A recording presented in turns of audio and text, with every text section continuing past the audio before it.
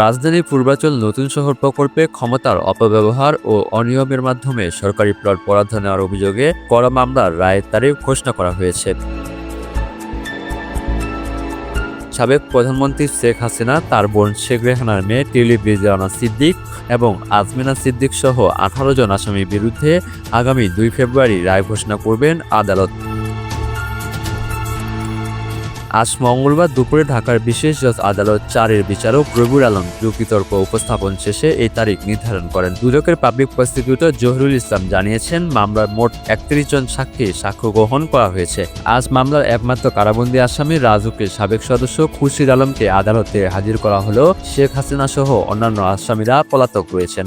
মামলার নথিপত্রে জানা যায়, ক্ষমতার অপব্যবহার করে পূর্বাঞ্চল প্রকল্পে 10 কাঠা প্লট বরাদ্দ নেওয়ার অভিযোগে গত বছরের 13 জানুয়ারি আজমিনা সিদ্দিকের বিরুদ্ধে মামলা করে দুদক।